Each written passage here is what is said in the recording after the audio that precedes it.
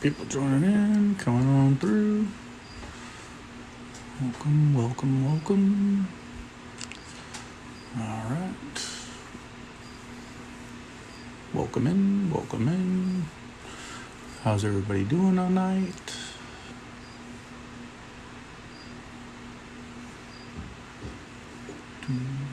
Just waiting for some more folks to come through before we get started.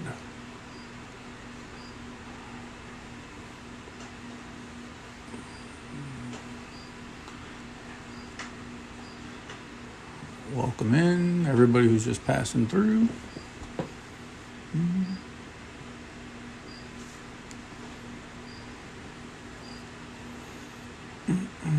Be starting shortly.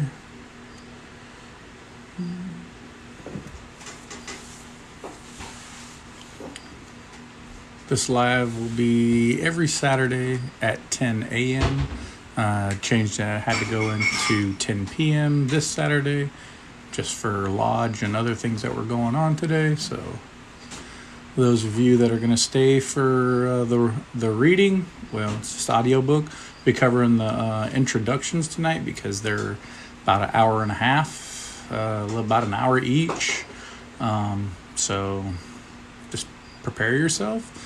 A lot of people say they've read this book, and yet when you actually try to talk to them about it, most of them don't know anything other than what they can nitpick off of Google. So I hope you'll stay. If you have questions, I'll answer them during. If not, I'll take a break here and there, and if I'll try to help clarify anything that might be going on or any questions that you have.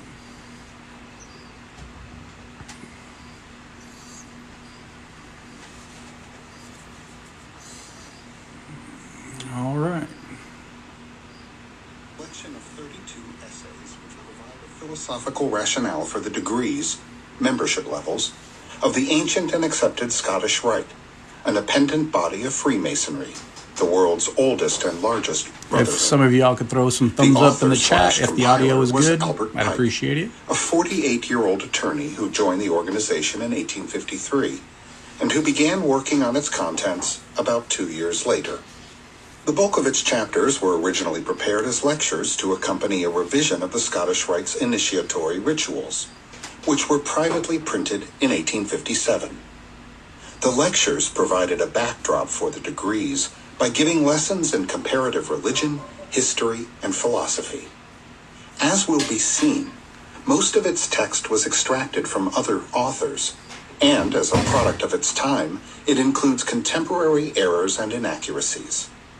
In spite of this, the work has become a classic, in the same sense as Sir James G. Fraser's The Golden Bough, 1890. Published for just under a century, If y'all could, just let me know whether or not you can hear it well. If it's good to go, put a 1 in chat. If you can't hear it very well, put a 2, please. 1972 to 1969, Morals and Dogma was Pike's most popular work because it was given to new Scottish Rite Masons upon their initiation. For many members, it was a work which, like the Holy Scriptures, held a cherished place in a personal library, but was equally difficult to read cover to cover. Often seen at used bookstores and online auctions, it has been pirated as a paperback, is sometimes sold in piecemeal photocopied chapters, and is often included in digital collections of Masonic works. We disagree with Pike's admirers, who assert that Morals and Dogma represents his best writing. His later writings evince a coherence, cohesiveness, and fluidity not found in Morals and Dogma, which is understandable, since it is essentially a patchwork. The book was published about 15 years before the advent of the authentic school of Masonic research, which began to seek the fraternity's origins with the discipline of modern historiography. In Pike's time, however, a myriad of competing theories of origin abounded, remnants of which still persist. In the 18th and 19th centuries, enthusiastic and persuasive authors asserted that Freemasonry started with the Knights Templar, while others vied for Solomon's Temple or the Tower of Babel, and still others claimed that the man Adam, who wore a fig leaf apron, was the first Mason.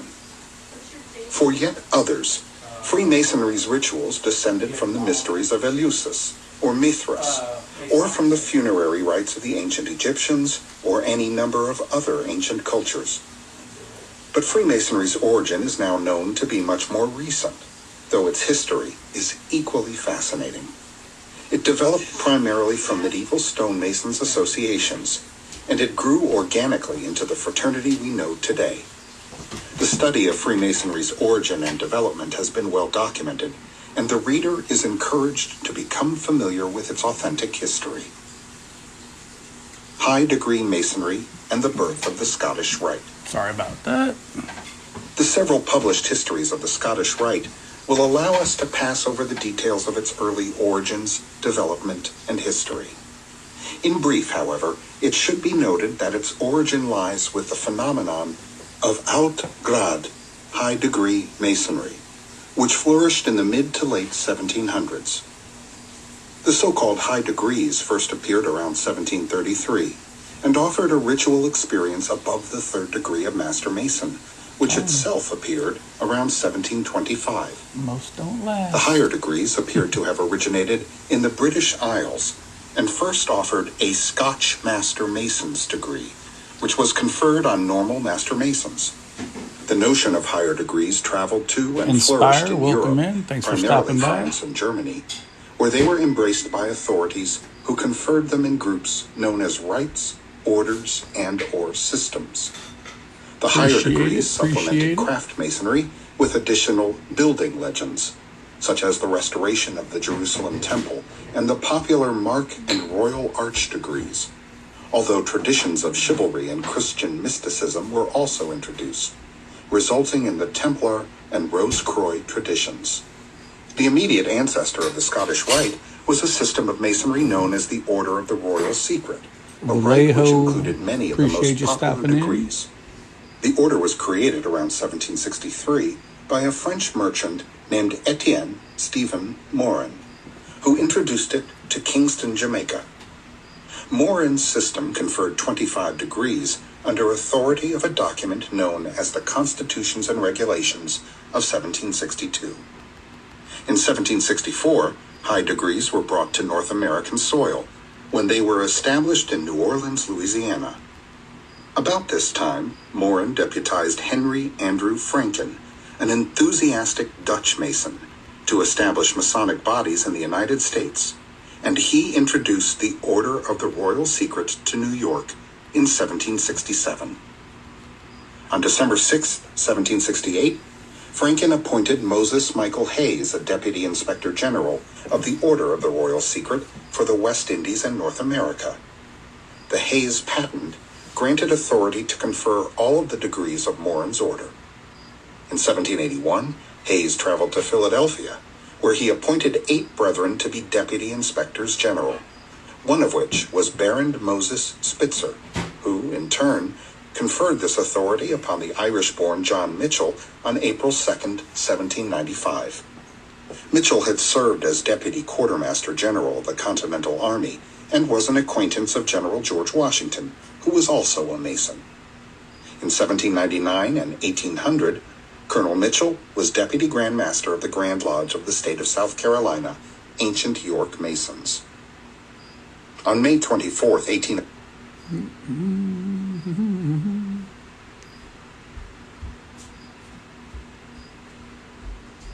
First degree, apprentice. All right.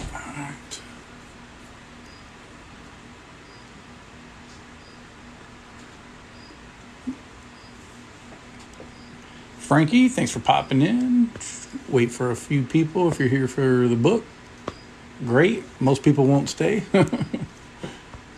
you have questions about Freemasonry, let me know.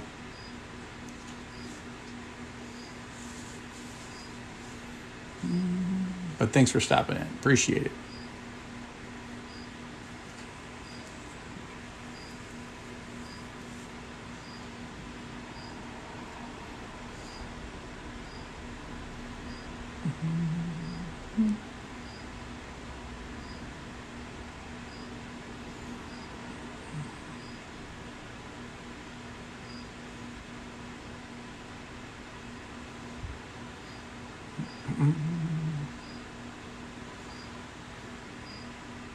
Cable to what's going on, brother? How you doing? Thanks for passing through. Just wait until I get a couple more peoples around, and then we'll be going on.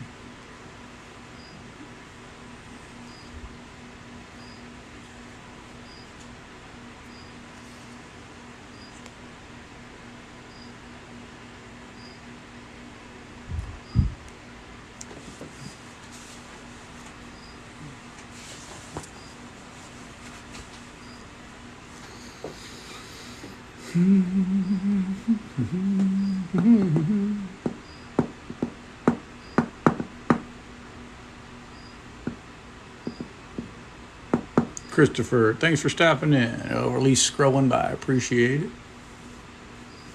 However you ended up here.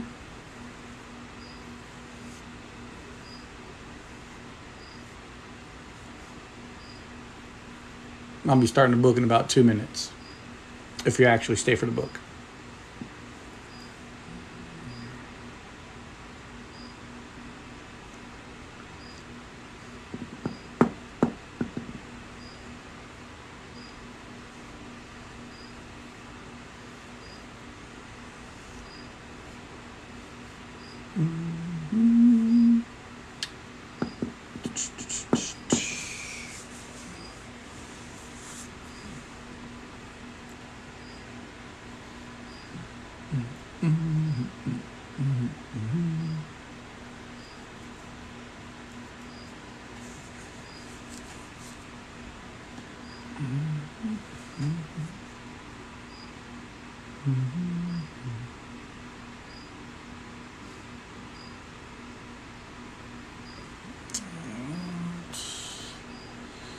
All right. About another minute. Press play and let this thing go. If you have questions during, shoot them up. I'll pause, answer if I can, and then we'll just keep moving.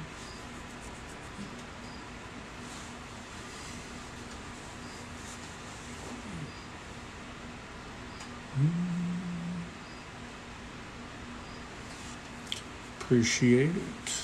Appreciate everybody here. We started out with like 280, but people got impatient, I guess, so maybe we'll pick back up.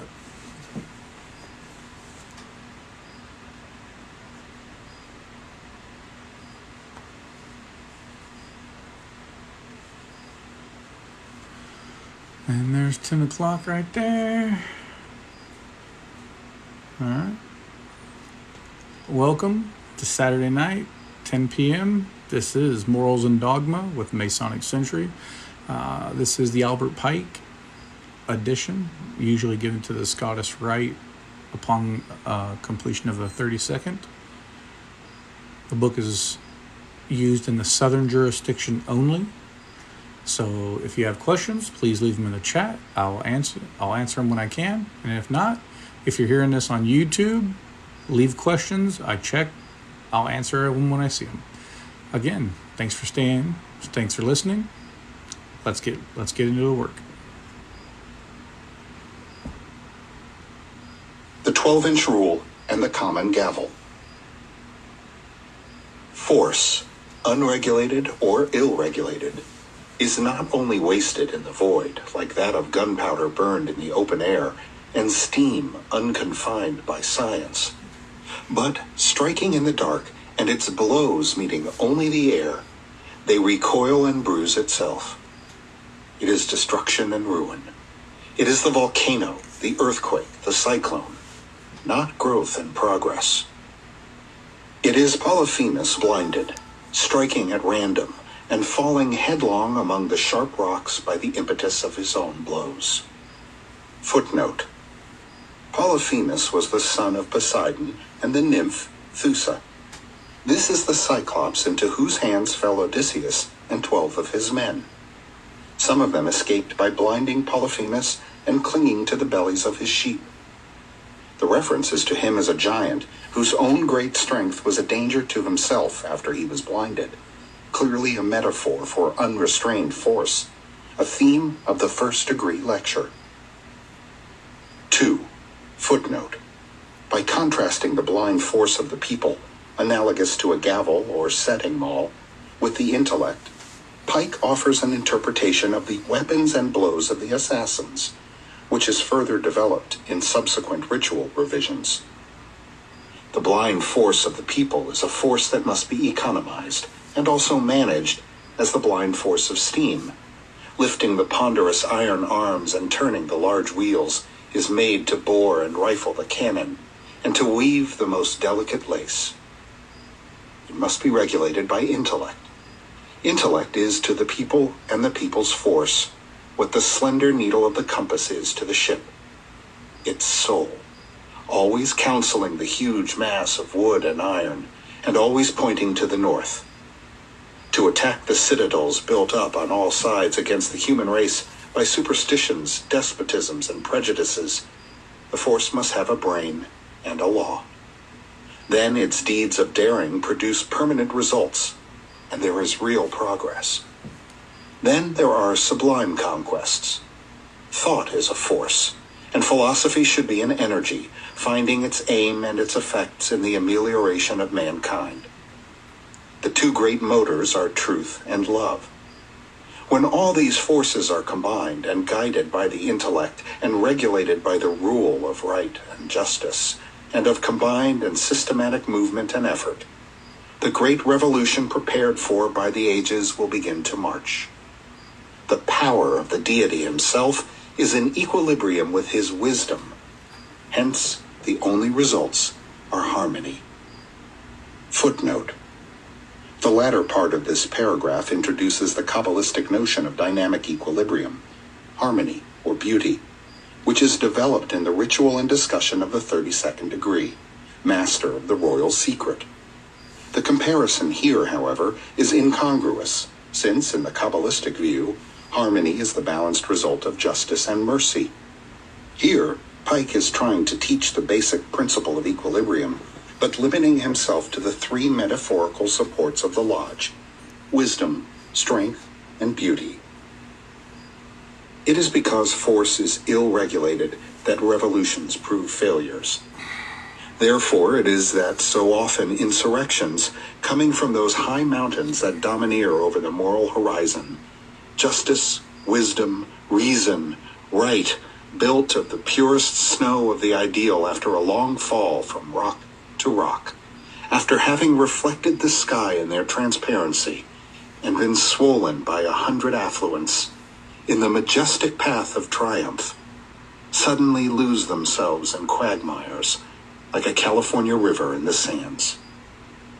The onward march of the human race requires that the heights around it should blaze with noble and enduring lessons of courage. Deeds of daring dazzle history, and form one class of the guiding lights of man. They are the stars and coruscations from that great sea of electricity, the force inherent in the people. To strive, to brave all risks, to perish, to persevere, to be true to oneself, to grapple body to body with destiny, to surprise defeat by the little terror it inspires, now to confront unrighteous power, now to defy intoxicated triumph. These are the examples that the nations need and the light that electrifies them. There are immense forces in the great caverns of evil beneath society. In the hideous degradation, squalor, wretchedness, and destitution, vices and crimes that reek and simmer in the darkness, in that populace below the people of great cities. There, disinterestedness vanishes. Everyone howls, searches, gropes, and gnaws for himself. Ideas are ignored, and of progress there is no thought. This populace has two mothers, both of them stepmothers, ignorance and misery. Want is their only guide, for the appetite alone they crave satisfaction. Yet even these may be employed. The lowly sand we trample upon, cast into the furnace, melted, purified by fire, may become resplendent crystal. They have the brute force of the hammer, but their blows help on the great cause, when struck within the lines traced by the rule held by wisdom and discretion. Yet it is this very force of the people, this titanic power of the giants, that builds the fortifications of tyrants and is embodied in their armies. Hence the possibility of such tyrannies as those of which it has been said that Rome smells worse under Vitellius than under Sulla. Under Claudius and under Domitian there is a deformity of baseness corresponding to the ugliness of the tyranny. The foulness of the slaves is a direct result of the atrocious baseness of the despot. A miasma exhales from these crouching consciences that reflect the master. The public authorities are unclean, hearts are collapsed, consciences shrunken, souls puny. This is so under Caracalla, it is so under Commodus, it is so under Heliogabalus, while from the Roman Senate, under Caesar, there comes only the rank odor peculiar to the eagle's eyrie. It is the force of the people that sustains all these despotisms, the basest as well as the best. That force acts through armies, and these oftener enslave than liberate. Despotism there applies the rule. Force is the mace of steel at the saddle bow of the knight or of the bishop in armor. Passive obedience by force supports thrones and oligarchies, Spanish kings and Venetian senates. Might in an army wielded by tyranny is the enormous sum total of utter weakness. And so humanity wages war against humanity, in despite of humanity. So a people willingly submits to despotism, and its workmen submit to be despised, and its soldiers to be whipped. Therefore it is that battles lost by a nation are often progress attained. Less glory is more liberty. When the drum is silent, reason sometimes speaks. Tyrants use the force of the people to chain and subjugate, that is, enyoke the people. Then they plow with them as men do with oxen yoked. Thus the spirit of liberty and innovation is reduced by bayonets, and principles are struck dumb by cannon shot, while the monks mingle with the troopers, and the church, militant and jubilant, Catholic or Puritan, sings Te Deums for victories over rebellion. The military power, not subordinate to the civil power, again the hammer or mace of force, independent of the rule, is an armed tyranny, born full grown as Athene sprung from the brain of Zeus. It spawns a dynasty and begins with Caesar to rot into Vitellius and Commodus. At the present day, it inclines to begin where formerly dynasties ended. Constantly, the people put forth immense strength, only to end in immense weakness. The force of the people is exhausted in indefinitely prolonging things long since dead, in governing mankind by embalming old dead tyrannies of faith, restoring dilapidated dogmas, regilding faded worm-eaten shrines, whitening and rouging ancient and barren superstitions, saving society by multiplying parasites, perpetuating superannuated institutions, enforcing the worship of symbols as the actual means of salvation, and tying the dead corpse of the past mouth to mouth with the living present. Therefore it is that it is one of the fatalities of humanity to be condemned to eternal struggles with phantoms, the superstitions, bigotries, hypocrisies, prejudices, the formulas of error, and the pleas of tyranny. Despotisms, seen in the past, become respectable, As the mountain, bristling with volcanic rock, rugged and horrid, seen through the haze of distance, is blue and smooth and beautiful. The sight of a single dungeon of tyranny is worth more to dispel illusions and create a holy hatred of despotism, and to direct force aright than the most eloquent volumes. The French should have preserved the Bastille as a perpetual lesson. Italy should not destroy the dungeons of the Inquisition. The force of the people maintained the power that built its gloomy cells and placed the living in their granite sepulchres. The force of the people cannot, by its unrestrained and fitful action, maintain and continue in action and existence a free government once created. That force must be limited, restrained, conveyed by distribution into different channels and by roundabout courses to outlets, whence it is to issue as the law, action, and decision of the state, as the wise old Egyptian kings conveyed in different canals by subdivision the swelling waters of the Nile and compelled them to fertilize and not devastate the land. There must be the jus et norma, the law and rule, or gauge of constitution and law, within which the public force must act. Make a breach in either, and the great steam hammer, with its swift and ponderous blows, crushes all the machinery to atoms, and at last, wrenching itself away, lies inert and dead amid the ruin it has wrought. The force of the people, or the popular will in action and exerted, symbolized by the gavel, regulated and guided by and acting within the limits of law and order, symbolized by the 24-inch rule, has for its fruit liberty, equality, and fraternity.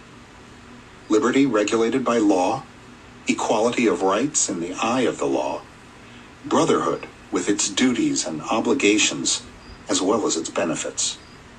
The rough and perfect ashlars, and the perfect ashlar, as part of the jewels of the lodge.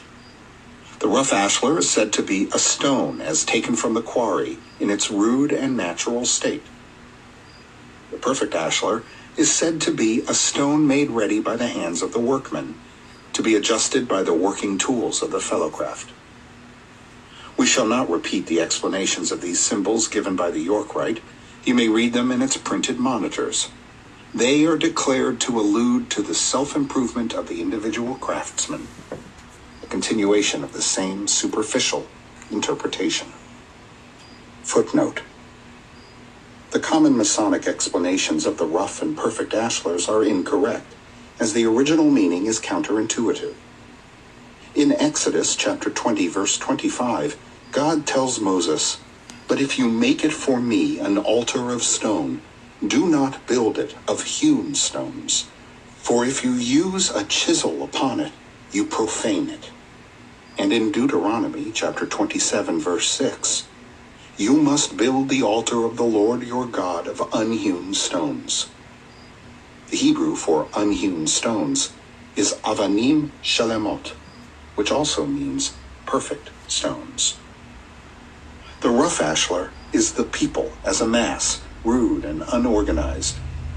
The perfect ashlar, or cubical stone, symbol of perfection, is the state, the rulers deriving their powers from the consent of the governed, the constitution and laws speaking the will of the people, the government harmonious, symmetrical, efficient, its powers properly distributed and duly adjusted in equilibrium. If we delineate a cube on a plane surface thus, we have visible 3 faces and 9 external lines, drawn between 7 points. The complete cube has 3 more faces, making 6, 3 more lines, making 12, and 1 more point, making 8. As the number 12 includes the sacred numbers 3, 5, 7, and 3 times 3, or 9, and is produced by adding the sacred number 3 to 9, while its own 2 figures, 1, 2, the unit or monad, and duad, added together, make the same sacred number 3. It was called the perfect number, and the cube became the symbol of perfection. Footnote. Although Pike here asserts that the sacred number 3 is related to the cube and the symbol of perfection, he contradicts this in chapter 13, which states that the cube corresponded with the number 4.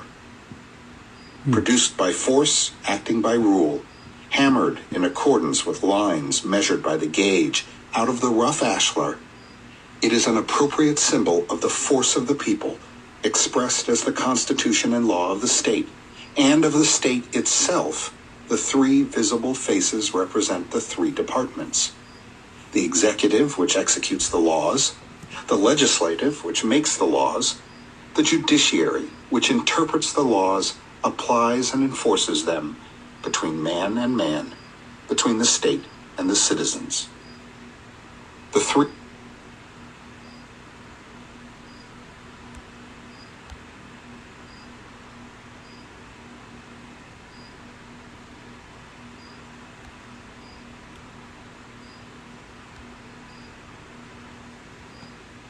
invisible faces are liberty, equality, and fraternity, the threefold soul of the state, its vitality, spirit, and intellect. Masonry is not a substitute for religion. Though Masonry neither usurps the place of nor apes religion, prayer is an essential part of our ceremonies. It is the aspiration of the soul toward the absolute and infinite intelligence, which is the one supreme deity, most feebly and misunderstandingly characterized as an architect. Footnote. Pike is inconsistent here. In Morals and Dogma, chapter 8, he states that to revere and venerate him as the supreme architect, creator, and legislator of the universe is the first of Masonic duties. Certain faculties of man are directed toward the unknown: thought, meditation, prayer. The unknown is an ocean of which conscience is the compass. Thought, meditation, prayer are the great mysterious pointings of the needle. It is a spiritual magnetism that thus connects the human soul with the deity. These majestic irradiations of the soul pierce through the shadow toward the light. It is but a shallow scoff to say that prayer is absurd, because it is not possible for us, by means of it, to persuade God to change his plans. He produces foreknown and foreintended effects by the instrumentality of the forces of nature, all of which are his forces. Our own are part of these. Our free agency and our will are forces. We do not absurdly cease to make efforts to attain wealth or happiness, prolong life, and continue health, because we cannot by any effort change what is predestined. If the effort also is predestined, it is not the less our effort made of our free will. So likewise we pray. Will is a force, thought is a force, prayer is a force. Why should it not be of the law of God that prayer, like faith and love, should have its effects?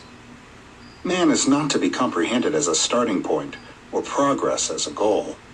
Without those 2 great forces, faith and love, prayer is sublime. Orisons that beg and clamor are pitiful. To deny the efficacy of prayer is to deny that of faith, love, and effort. Yet the effects produced when our hand, moved by our will, launches a pebble into the ocean never cease, and every uttered word is registered for eternity upon the invisible air. Temples are the symbols of the universe. Every lodge is a temple, and as a whole, and in its details, symbolic. Footnote. For the Roman historian Varro, in his work De Lingua Latina, the word templum meant a place for auguries and auspices.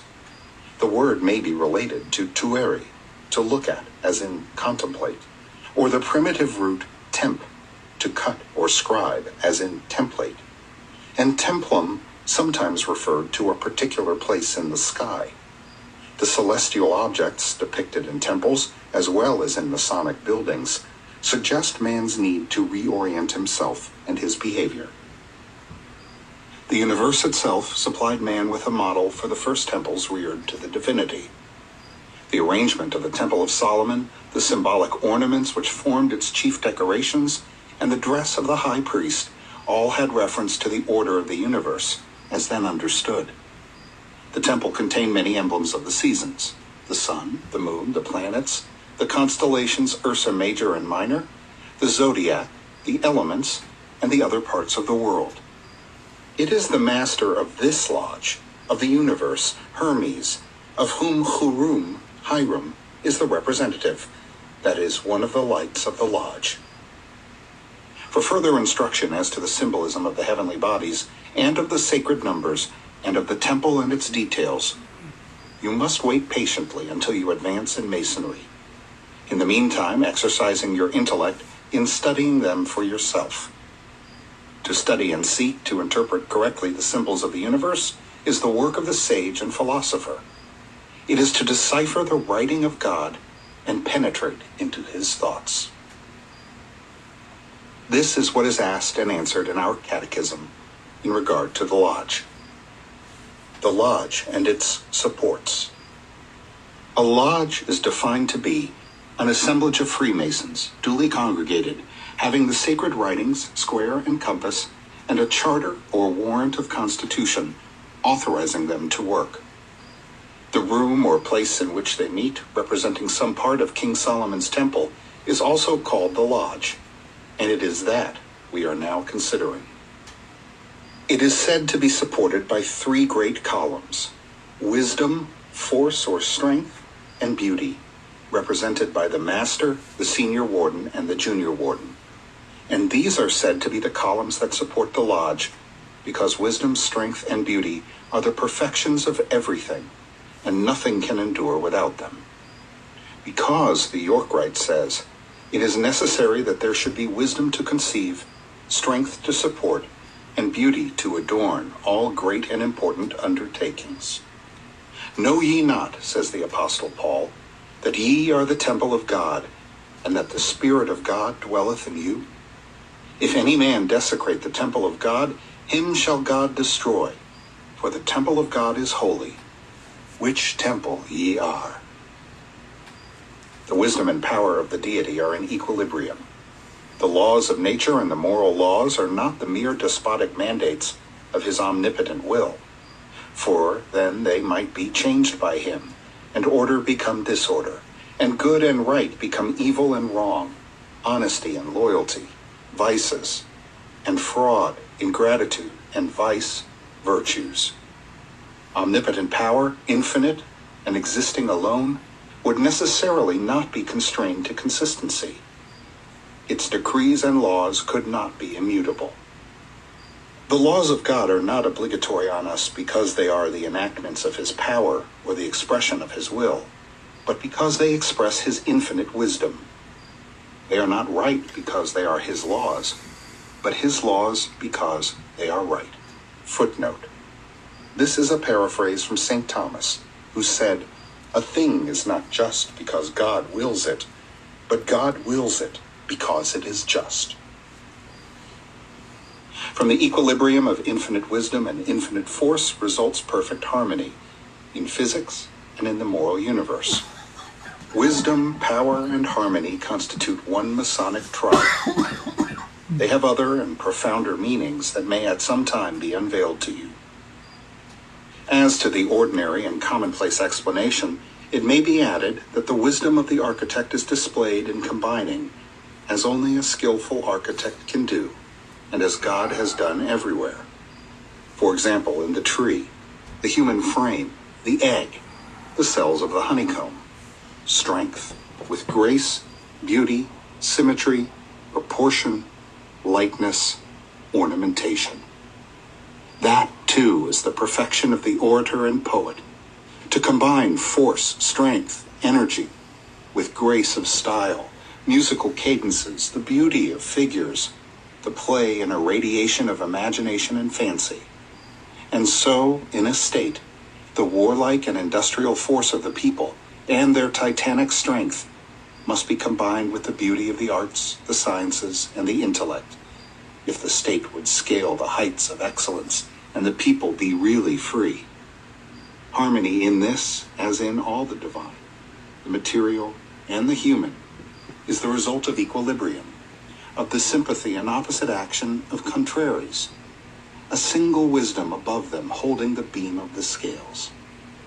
To reconcile the moral law, human responsibility, free will with the absolute power of God, and the existence of evil with his absolute wisdom and goodness and mercy, these are the great enigmas of the Sphinx. Footnote. This refers to the Sphinx, which Oedipus encountered on his journey to Thebes. It asked all travelers to solve a riddle and consumed those who failed, while those who answered correctly, as did Oedipus, were allowed to continue. The pillars Boaz and Jachin.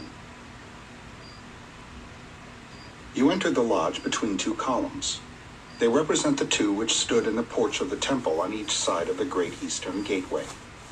These pillars of bronze, 4 fingers breadth and thickness, were, according to the most authentic account, that in the first and that in the second book of Kings, confirmed in Jeremiah, 18 cubits high, with a capital 5 cubits high.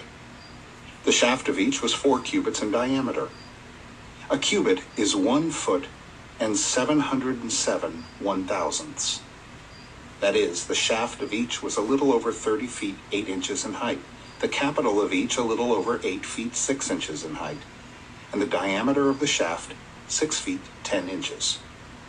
The capitals were enriched by pomegranates of bronze, covered by bronze network and ornamented with wreaths of bronze, and appear to have imitated the shape of the seed vessel of the lotus or Egyptian lily, a sacred symbol to the Hindus and Egyptians. The pillar or column on the right, or in the south, was named, as the Hebrew word is rendered in our translation of the Bible, Jachin, and that on the left, Boaz. Our translators say that the first word means, he shall establish, and the second, in it is strength. These columns were imitations by Hiram, the Tyrian artist, of the great columns consecrated to the winds and fire at the entrance to the famous Temple of Melkarth in the city of Tyre. Footnote. Greek historian Herodotus noted that he visited the Tyrian Temple of Melkarth, commonly called Heracles in Greek and Hercules in Latin, which was adorned by 2 pillars, one of pure gold, the other of emerald, although no allusion was made to wind or fire. The latter may actually refer to an artifact in Sanchoniathon's Theology of the Phoenicians, preserved by Philo Biblius, which related that the antediluvian Usos consecrated 2 pillars to fire and wind and worshipped them. Footnote. The Temple of Melkarth was erected by King Hiram, possibly under the supervision of Hiram the architect. Some have claimed it as a rather general model for the Temple of Solomon. It was constructed around the 10th century BC. It is customary in lodges of the York Rite to see a celestial globe on one and a terrestrial globe on the other, but these are not warranted if the object be to imitate the original 2 columns of the temple. The symbolic meaning of these columns we shall leave for the present unexplained, only adding that entered apprentices keep their working tools in the column Jachin, and giving you the etymology and literal meaning of the 2 names. Footnote. There is no support for the notion that working tools were kept in the pillars. The word Jachin in Hebrew is Yud Het Yud Nun. It was probably pronounced Yachain, and meant as a verbal noun, he that strengthens, and thence firm, stable, upright. The word Boaz is Bet Ayin Zayin. Ayin Zayin, Az, means strong, strength, power, might, refuge, source of strength, a fort. The Bet prefixed means with or in, and gives the word the force of the Latin gerund roborando, strengthening. The former word also means he will establish or plant in an erect position, from the verb kun, he stood erect. It probably meant active and vivifying energy and force, and Boaz, stability, permanence, in the passive sense. The ladder of the mysteries and the 7 ancient planets. Footnote. Regarding the ladder of the mysteries. Ancient writings often associate apocalyptic vision with a mystical ascent. This frequently takes the form of a high mountain, a ladder, or a chariot ride, and grants a view of the ultimate reality which lies on the other side of the veil. The person who experienced this vision was forever changed, and was often clothed in heavenly garments and/or robes, being numbered among the angels and/or gods. When he returned to the mundane world, he was considered a prophet or lawgiver. The dimensions of the lodge, our brethren of the York Rite say, are unlimited, and its covering no less than the canopy of heaven. To this object, they say, the Mason's mind is continually directed, and thither he hopes at last to arrive by the aid of the theological ladder which Jacob in his vision saw ascending from earth to heaven, the 3 principal rounds of which are denominated faith, hope, and charity, and which admonish us to have faith in God, hope in immortality, and charity to all mankind. Accordingly, a ladder, sometimes with 9 rounds, is seen on the chart, resting at the bottom of the earth, its top in the clouds, the stars shining above it. And this is deemed to represent that mystic ladder which Jacob saw in his dream, set up on the earth, and the top of it reaching to heaven, with the angels of God ascending and descending on it. The addition of the 3 principal rounds to the symbolism is wholly modern and incongruous. The ancients counted 7 planets, thus arranged: the Moon, Mercury, Venus, the Sun, Mars, Jupiter, and Saturn. There were 7 heavens and 7 spheres of these planets. On all the monuments of Mithras are 7 altars or pyres, consecrated to the 7 planets, as were the 7 lamps of the golden candelabrum in the temple. That these represented the planets we are assured by Clemens of Alexandria in his Stromata, and by Philo Judaeus. To return to its source in the infinite, the human soul, the ancients held, had to ascend as it had descended through the 7 spheres. The ladder by which it reascends has, according to Marsilius Ficinus, in his commentary on the Ennead of Plotinus, 7 degrees or steps, and in the Mysteries of Mithras, carried to Rome under the emperors, the ladder, with its 7 rounds, was a symbol referring to this ascent through the spheres of the 7 planets. Jacob saw the spirits of God ascending and descending on it, and above it, the deity himself. The Mithraic mysteries were celebrated in caves, where gates were marked at the 4 equinoctial and solstitial points of the zodiac, and the 7 planetary spheres were represented, which souls needs must traverse in descending from the heaven of the fixed stars to the elements that envelop the earth. And 7 gates were marked, one for each planet through which they pass in descending or returning. We learn this from Celsus in Origin, who says that the symbolic image of this passage among the stars used in the Mithraic mysteries was a ladder reaching from earth to heaven, divided into 7 steps or stages, to each of which was a gate, and at the summit an 8th one, that of the fixed stars. The symbol was the same as that of the 7 stages of Borsippa, the pyramid of vitrified brick near Babylon, built of 7 stages and each of a different color.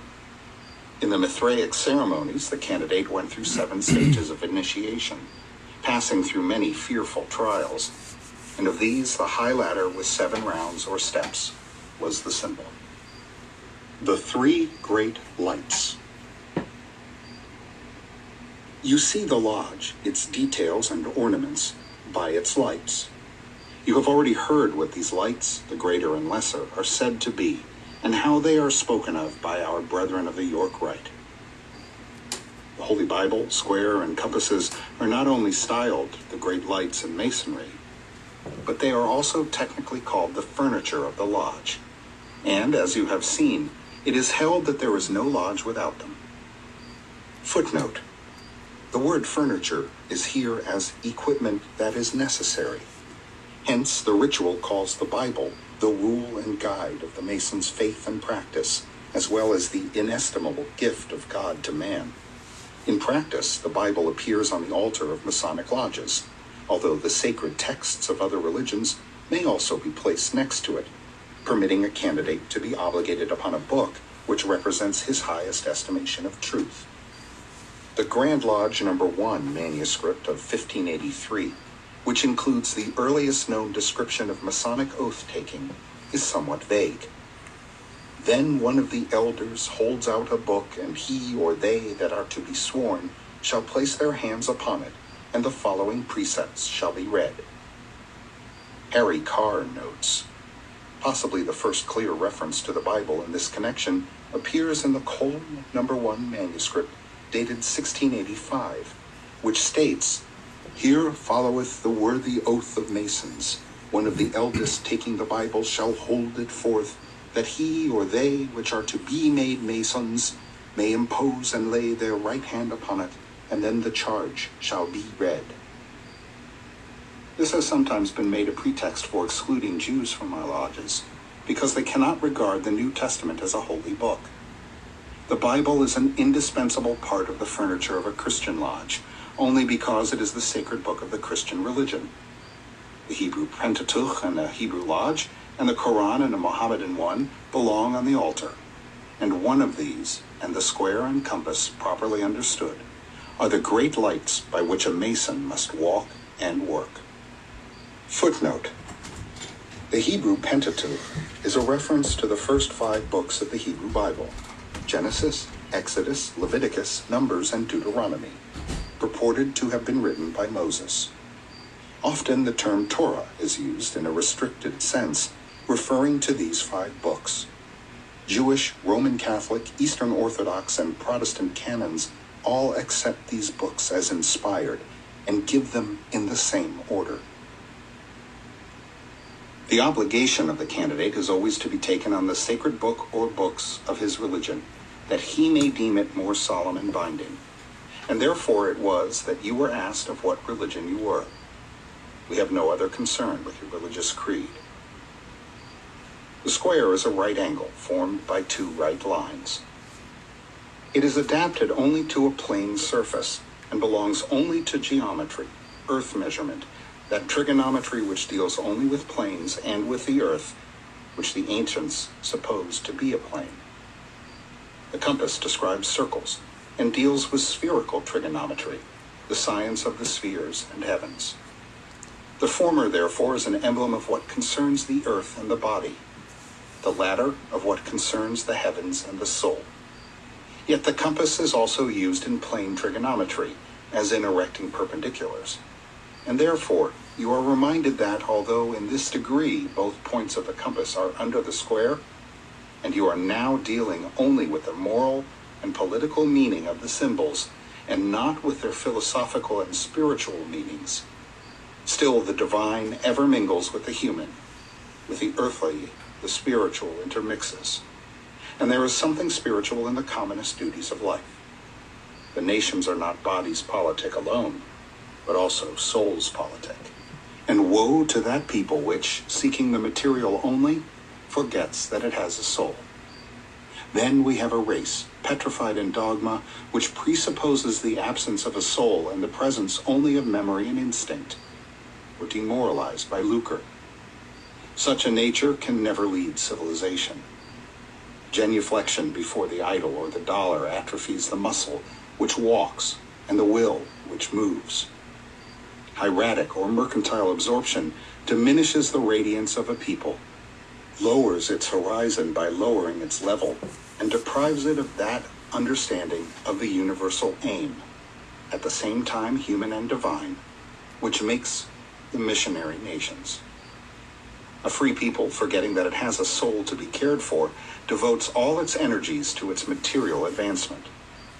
If it makes war, it is to subserve its commercial interests. The citizens copy after the state and regard wealth, pomp, and luxury as the great goods of life. Such a nation creates wealth rapidly and distributes it badly.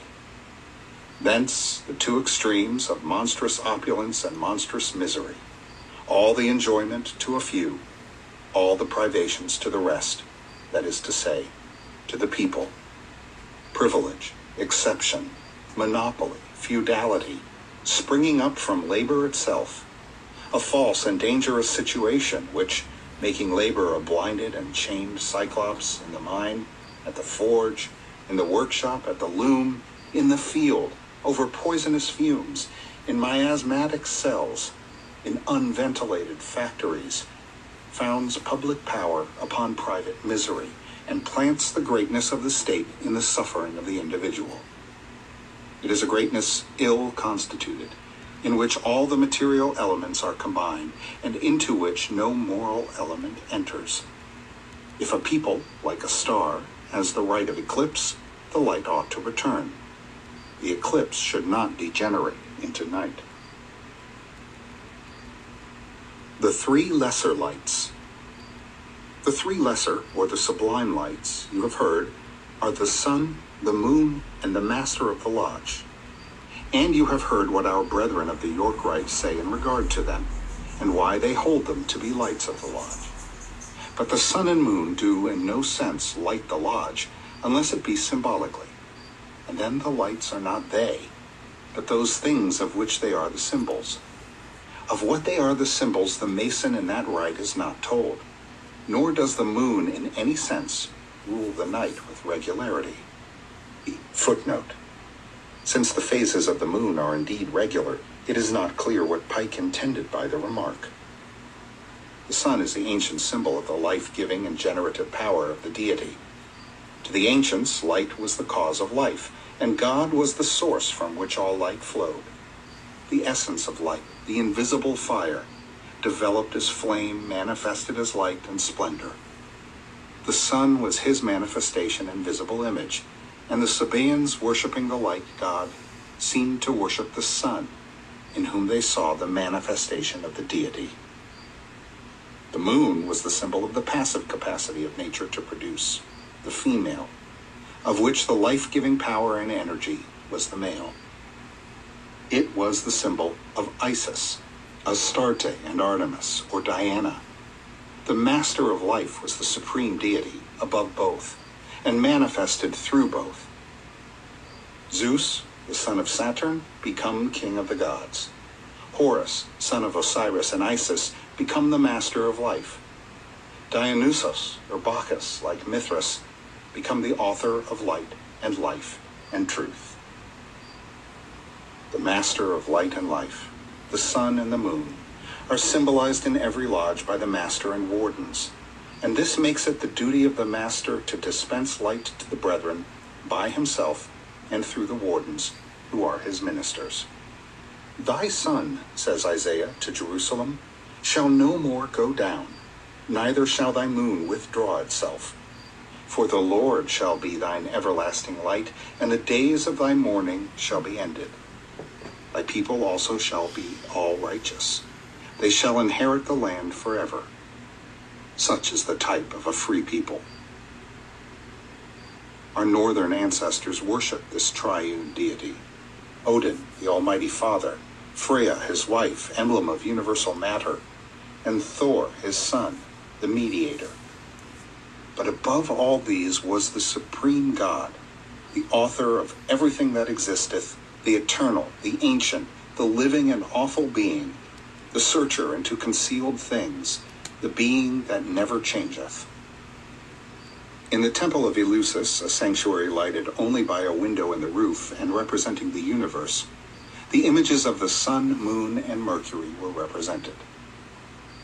The sun and moon, says the learned brother Delaunay, represent the two grand principles of all generations, the active and passive, the male and the female. Footnote. François-Henri Stanislas Delaunay was not a Mason, although he wrote one of the craft's most influential works. His renowned Feuillure de l'Écossisme, published in 1813, revised and expanded in 1821, was a compilation of the modes of recognition and etymological analysis of Freemasonry's significant words.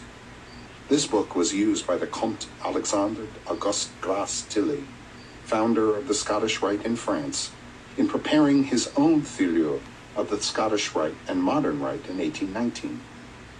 Pike owned copies of both editions of Delaunay's book, as well as his unpublished manuscript, the Filiure Universelle, 1810.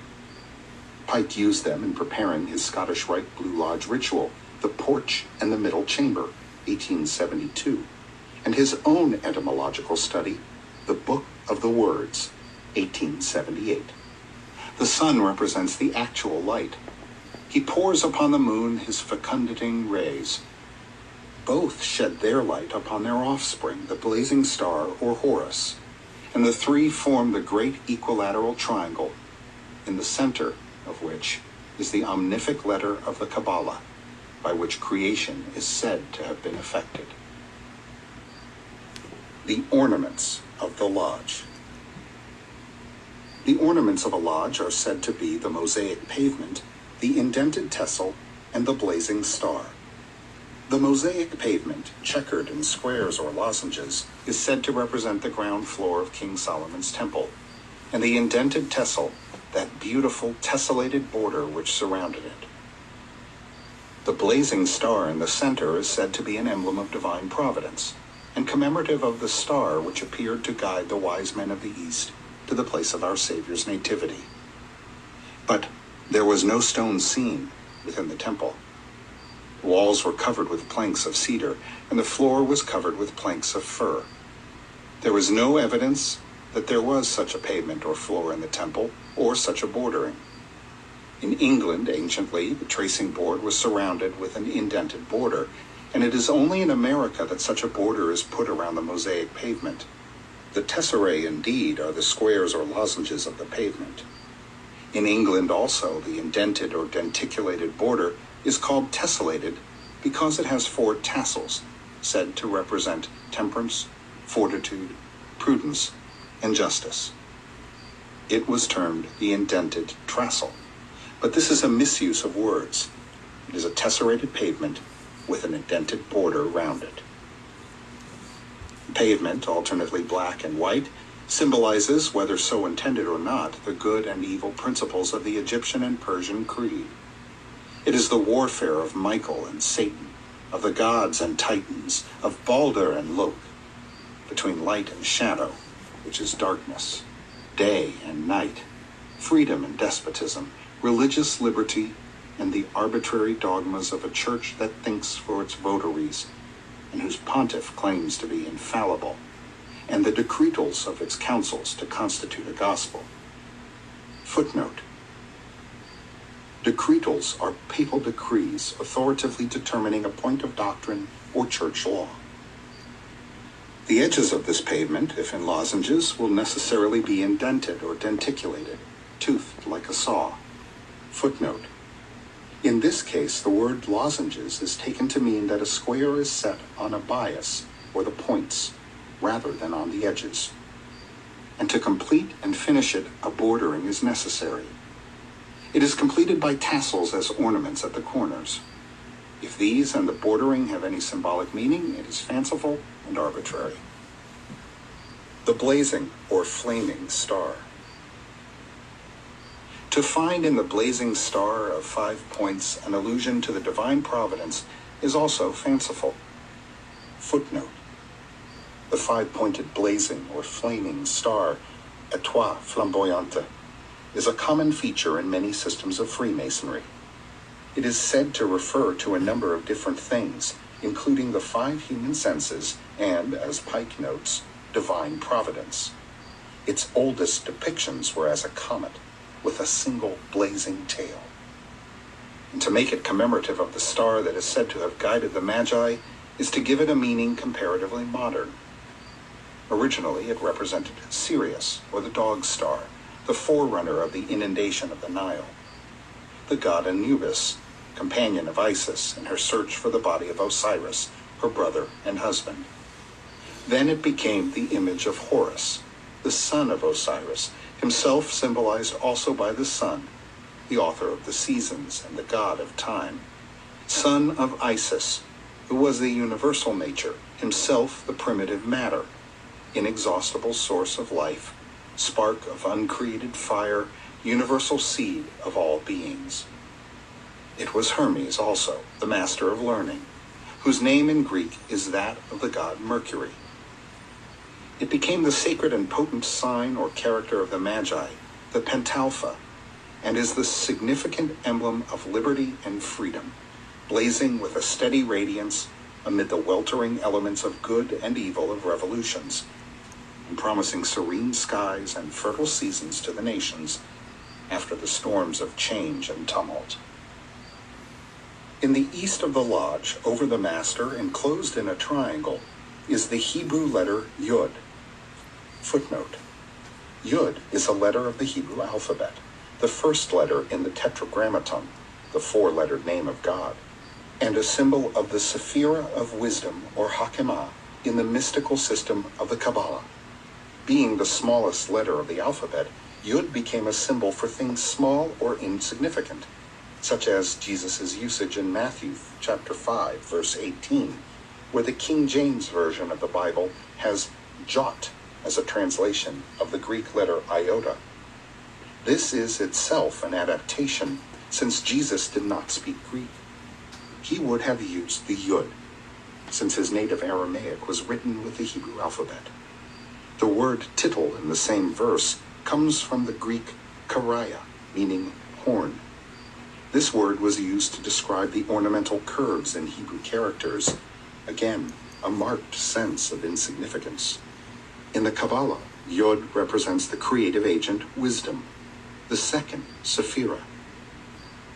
In the English and American lodges, the letter G is substituted for this, as the initial of the word God, with as little reason as if the letter D, initial of Dieu, were used in French lodges instead of the proper letter.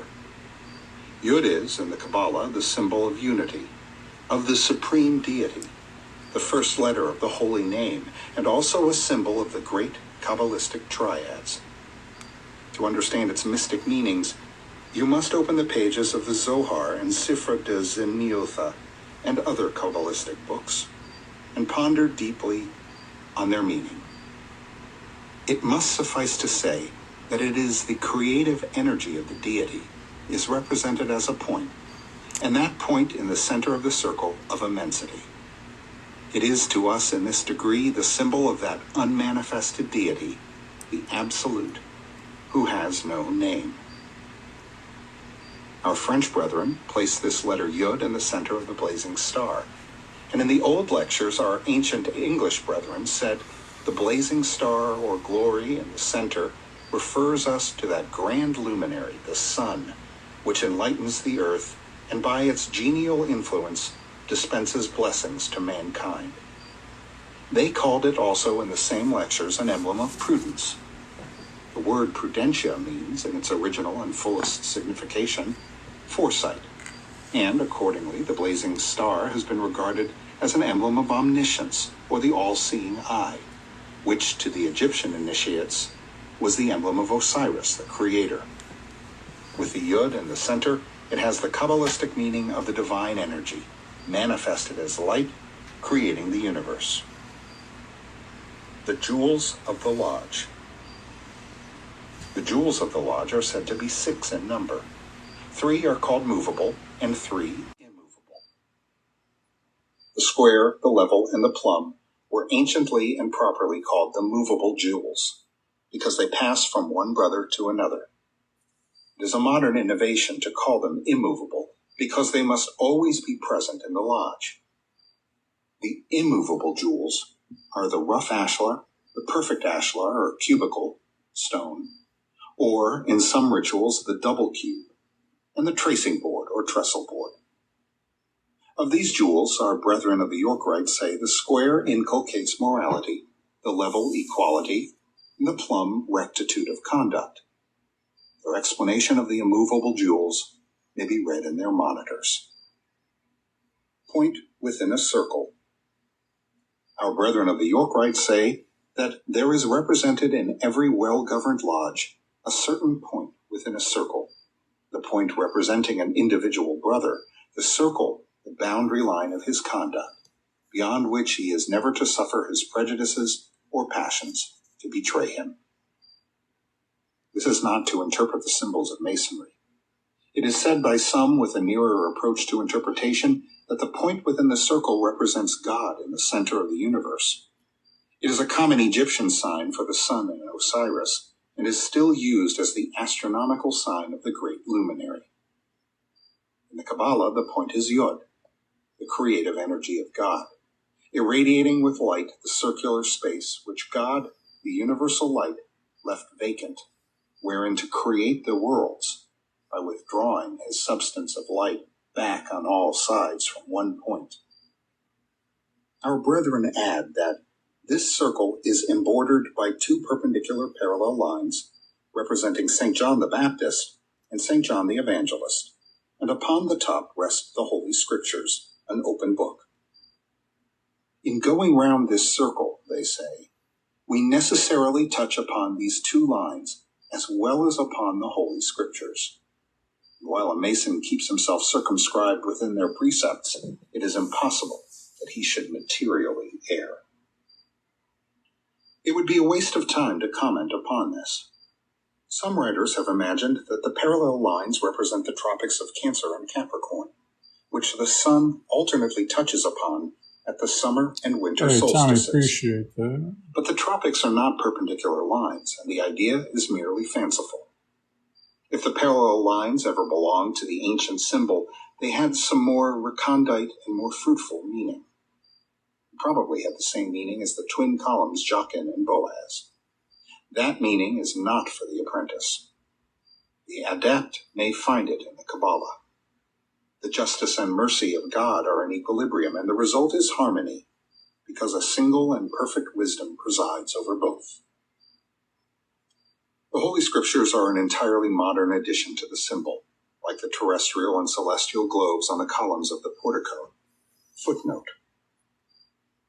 Pike does not say that the Holy Scriptures are an addition to Freemasonry, but rather that their depiction atop the circle is modern. The symbol was sometimes a simple circle bordered by two lines, without the Bible and the two saints on either side. Thus, the ancient symbol has been denaturalized by incongruous additions, like that of Isis weeping over the broken column containing the remains of Osiris at Byblos. The Masonic Decalogue. Footnote. This statement is misleading, even if well-intentioned. Freemasonry has never had a prescribed Decalogue, 10 Commandments, nor has this list been distributed within lodges. Masonry has its Decalogue, which is a law to its initiates. These are its 10 Commandments. 1. God is the eternal, omnipotent, immutable wisdom and supreme intelligence and exhaustless love. Thou shalt adore, revere, and love him. Thou shalt honor him by practicing the virtues. Thanks for stopping 2. by, Amy. Thy religion shall be to do good, because it is a pleasure to thee, and not merely because it is a duty. That thou mayest become the friend of the wise man, thou shalt obey his precepts. Thy soul is immortal. Thou shalt do nothing to degrade it. 3. Thou shalt unceasingly war against vice. Thou shalt not do unto others that which thou wouldst not wish them to do unto thee. Thou shalt be submissive to thy fortunes and keep burning the light of wisdom. 4. Thou shalt honor thy parents. Thou shalt pay respect and homage to the aged. Thou shalt instruct the young. Thou shalt protect and defend infancy and innocence. 5. Thou shalt cherish thy wife and thy children. Thou shalt love thy country and obey its laws. 6. Thy friend shall be to thee a second self. Misfortune shall not estrange thee from him. Thou shalt do for his memory whatever thou wouldst do for him if he were living. 7. Thou shalt avoid and flee from insincere friendships. Thou shalt in everything refrain from excess. Thou shalt fear to be the cause of a stain on thy memory. 8. Thou shalt allow no passions to become thy master. Thou shalt make the passions of others profitable lessons to thyself. Thou shalt be indulgent to error. 9. Thou shalt hear much. Thou shalt speak little. Thou shalt act well. Thou shalt forget injuries. Thou shalt render good for evil. Thou shalt not misuse either thy strength or thy superiority. 10. Thou shalt study to know men, that thereby thou mayest learn to know thyself. Thou shalt ever seek after virtue. Thou shalt be just. Thou shalt avoid idleness. But the great commandment of Masonry is this: a new commandment give I unto you, that ye love one another. He that saith he is in the light and hateth his brother remaineth still in the darkness. Such are the moral duties of a Mason. But it is also the duty of Masonry to assist in elevating the moral and intellectual level of society, in coining knowledge, bringing ideas into circulation, and causing the mind of youth to grow, and in putting gradually, by the teachings of axioms and the promulgation of positive laws, the human race in harmony with its destinies. To this duty and work the initiate is apprenticed. He must not imagine that he can effect nothing, and therefore despairing become inert. It is in this, as in a man's daily life. Many great deeds are done in the small struggles of life. There is, we are told, a determined, though unseen bravery, which defends itself, foot to foot, in the darkness, against the fatal invasion of necessity and of baseness. There are noble and mysterious triumphs which no eye sees, which no renown rewards, which no flourish of trumpets salutes. Life, misfortune, isolation, abandonment, poverty are battlefields, which have their heroes. Heroes obscure, but sometimes greater than those who become illustrious. The Mason should struggle in the same manner, and with the same bravery, against those invasions of necessity and baseness, which come to nations as well as to men. He should meet them too, foot to foot, even in the darkness, and protest against the national wrongs and follies, against usurpation, and the first inroads of that hydra, tyranny. There is no more sovereign eloquence than the truth in indignation. It is more difficult for a people to keep than to gain their freedom. The protests of truth are always needed. Continually, the right must protest against the fact. There is, in fact, eternity in the right. The Mason should be the priest and soldier of that right. If his country should be robbed of her liberties, he should still not despair. The protest of the right against the fact persists forever. The robbery of a people never becomes prescriptive. Reclamation of its rights is barred by no length of time. Warsaw can no more be Tartar than Venice can be Teutonic. A people may endure military usurpation, and subjugated states kneel to states and wear the yoke, while under the stress of necessity. But when the necessity disappears, if the people is fit to be free, the submerged country will float to the surface and reappear, and tyranny be adjudged by history to have murdered its victims. Whatever occurs, we should have faith in the justice and overruling wisdom of God, and hope for the future, and loving kindness for those who are in error. God makes visible to men his will in events, an obscure text written in a mysterious language. Men make their translations of it forthwith, hasty, incorrect, full of faults, omissions, and misreadings. We see so short a way along the arc of the great circle. Few minds comprehend the divine tongue. The most sagacious, the most calm, the most profound decipher the hieroglyphs slowly. And when they arrive with their text, perhaps the need has long gone by. There are already 20 translations in the public square, the most incorrect being, as of course, the most accepted and popular. From each translation, a party is born, and from each misreading, a faction.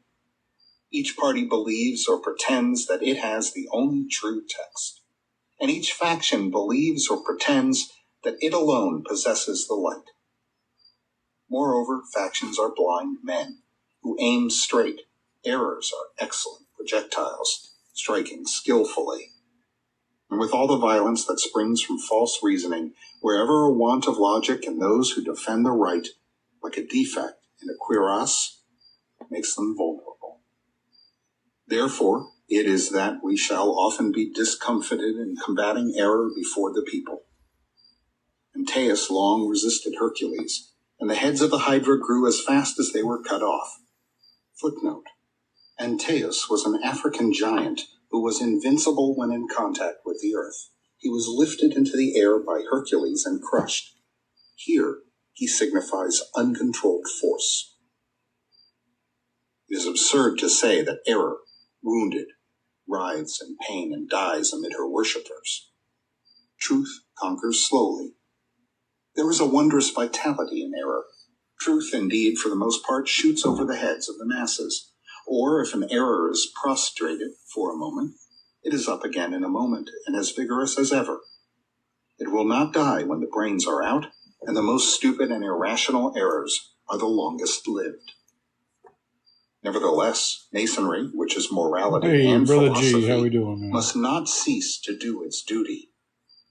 We never know at what moment success awaits our efforts, generally when most unexpected, nor with what effect our efforts are or are not to be attended. Succeed or fail, Masonry must not bow to error or succumb under discouragement.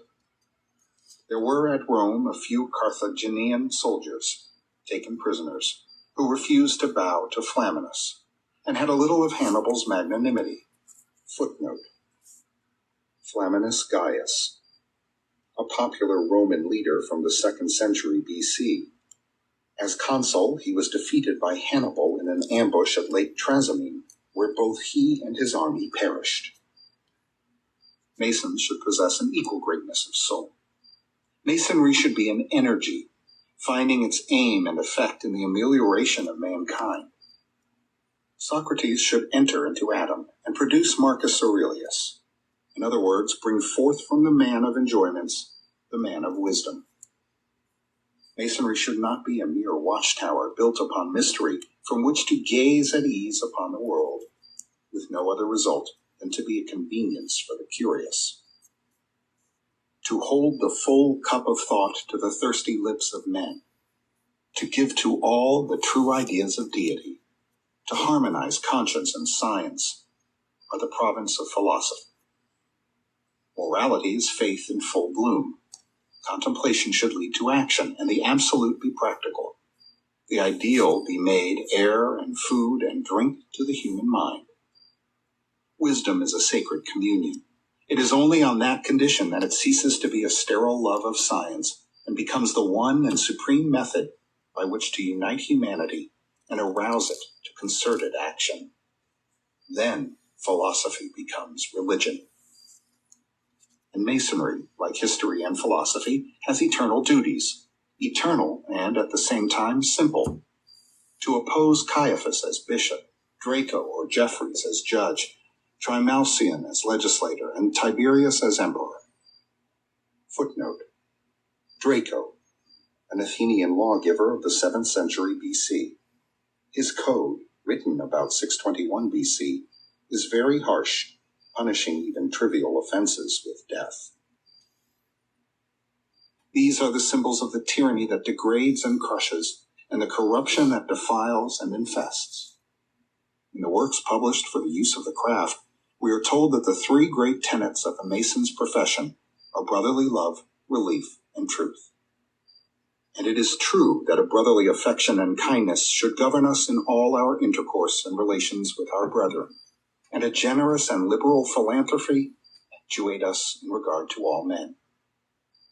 To relieve the distressed is peculiarly the duty of Masons, a sacred duty not to be omitted, neglected, or coldly or inefficiently complied with.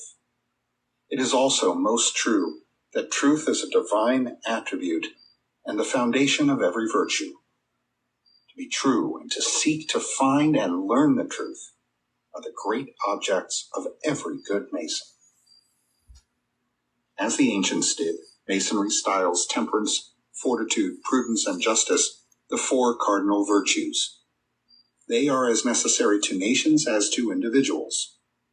The people that would be free and independent must possess sagacity, forethought, foresight, and careful circumspection, all which are included in the meaning of the word prudence. It must be temperate in asserting its rights, temperate in its counsels, economical in its expenses. It must be bold, brave, courageous, patient under reverses, undismayed by disasters, hopeful amid calamities, like Rome when she sold the field at which Hannibal had his camp. No Cannae or Pharsalia or Pavia or Agincourt or Waterloo must discourage her. Let her senates sit in their seats until the Gauls pluck them by the beard. She must above all things be just, not truckling to the strong and warring on. All right, and that concludes chapter 1 of Albert Pike's Morals and Dogma.